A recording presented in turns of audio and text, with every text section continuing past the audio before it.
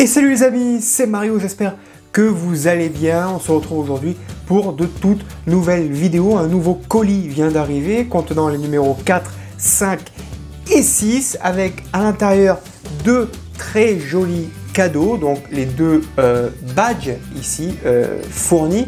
Donc merci à Eaglemoss.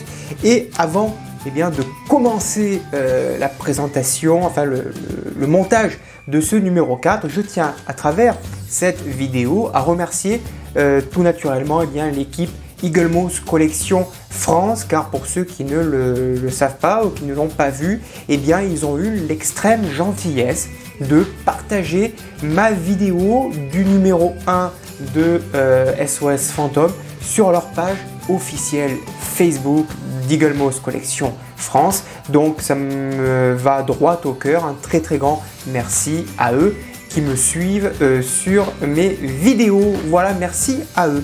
Autre point que je voulais aborder avec vous, sur la page Facebook, il y a eu un débat le mois dernier, notamment pour les anti-brouillards. Il y a eu pas mal de commentaires. Est-ce qu'ils vont s'éclairer? Est-ce que ça a été un oubli d'Eaglemoss? Est-ce que c'est une erreur? Est-ce que ça va venir? Puisqu'il y a eu des photos où les anti-brouillards étaient éclairés, sur d'autres photos ça ne l'est pas.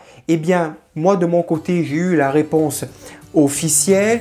C'est tombé aussi sur Facebook. Les anti-brouillards ne seront pas éclairés. Reste à nous bien sûr d'y apporter une modification avec une carte électronique, un Arduino ou un autre système, mais sur le modèle officiel tel qu'il nous sera proposé par Eaglemoss, les anti-brouillards ne seront pas éclairés. Et pour ceux qui les ont vus éclairés il y a un petit moment, c'est peut-être que c'était sur le modèle du prototype et non pas sur le modèle officiel. Quoi qu'il en soit, vous connaissez mon avis. Les modèles Eaglemoss, je ne les modifie jamais. Pour la DeLorean, j'ai juste refait le plancher avec du flocage. On refera exactement la même chose pour la Cadillac ensemble et en vidéo.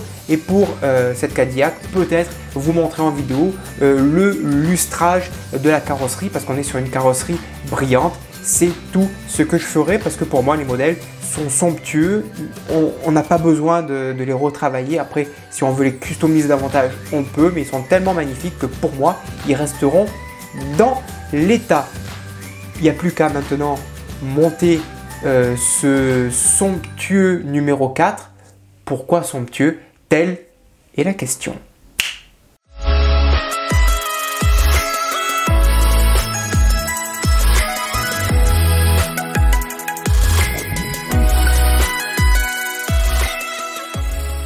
Et il est là, ce numéro 4. Alors, pourquoi somptueux? Vous allez me dire peut-être parce qu'il y a les flancs blancs sur cette roue. Alors déjà, parce qu'on a une très belle pièce, un très beau modèle qui est représenté sur ce numéro 4. On va le déballer ensemble. Mais parce que voilà, si on oublie juste un instant qu'on monte la voiture des 60 ans, on monte une Cadillac.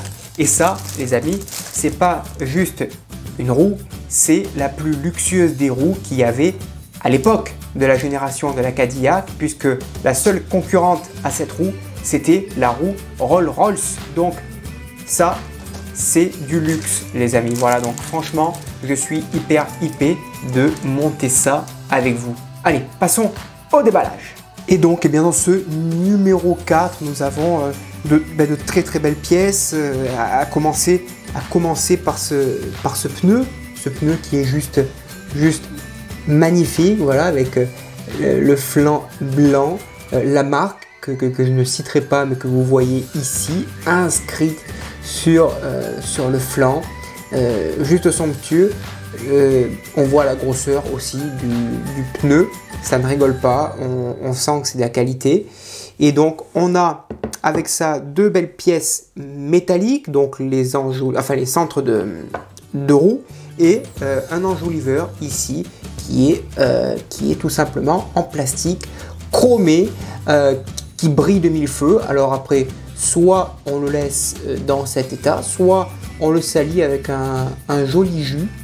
Un jus soit gris, grisâtre. Mais perso, j'avais envie de faire ressortir tous les reliefs. Mais alors là, pour le coup, ça brille tellement que j'ai envie qu'elle claque, quoi, ma Cadillac. Voilà. Parce que ça, à l'échelle 1, ça coûte une blinde. Hein. Voilà. Allez, passons au montage. Oui, il y a peut-être un petit logo ici qui est là, le centre de roue qui est juste magnifique. Allez, le montage, pour ceux qui me suivent, vous connaissez hein, le principe d'une roue.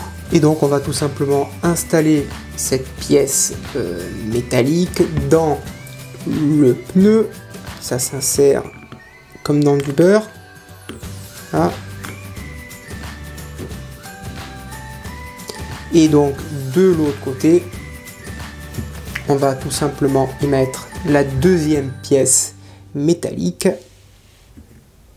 On fait correspondre les picots ensemble et puis on la visse avec tout simplement 3 vis CM.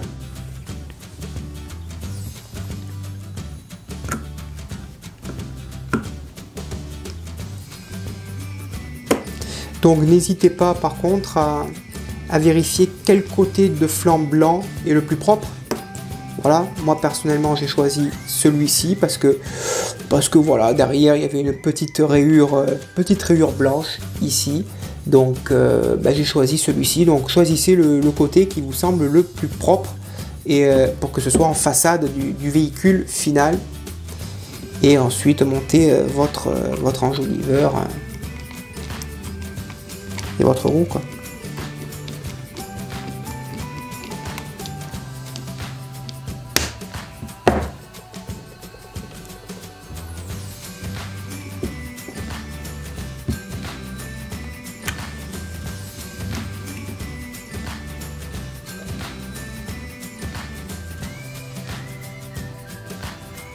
Tout simplement à quoi ça doit ressembler.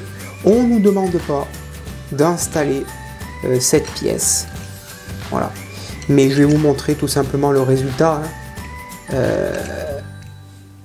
Voilà, je suis désolé mais on est sur de la qualité plus que magnifique, alors peut-être que je vais limer un petit peu l'enjoliveur ici, ça s'emboîte parfaitement bien, voilà. Donc ça ne se vissera pas, alors je ne sais pas comment ça va se visser, mais on verra bien par la suite du montage et le petit capuchon qui viendra se mettre par dessus. Voilà les amis, ce numéro 4 est maintenant terminé, court mais de qualité. Je vous dis, comme d'habitude, bonne journée, à bientôt et portez-vous bien.